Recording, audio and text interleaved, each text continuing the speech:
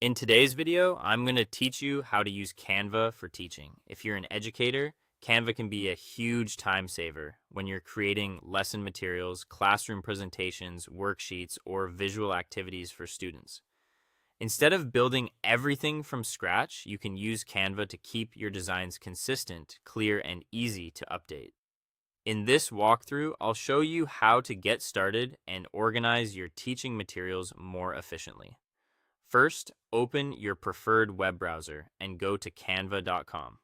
Once the site loads, sign in to your Canva account so you can access your dashboard and saved work. After you're on the homepage, look to the top right corner and click the Create a Design button. This is where you'll begin a new classroom resource. When the design menu opens, choose the format that best fits what you want to make. If you're creating a printable worksheet, a document size like A4 or US letter works well. If you're building slides for a lesson, choose a 16 by 9 printing presentation.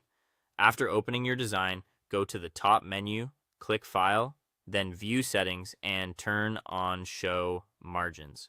This adds helpful guides around your canvas so your text and images stay neatly within a safe area.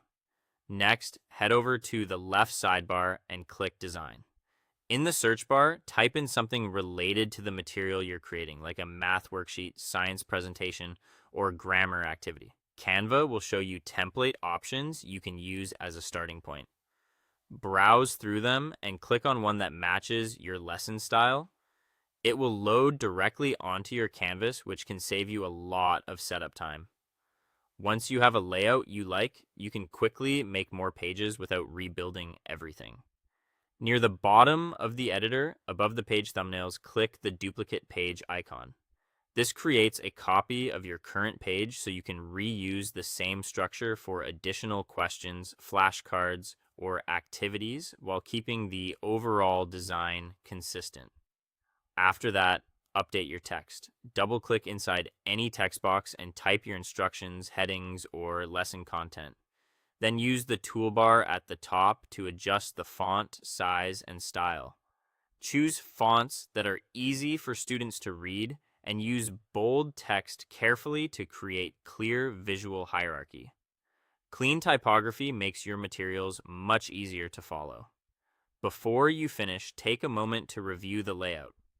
Move text boxes and graphics around if needed, and use Canva's alignment guides to help everything line up properly.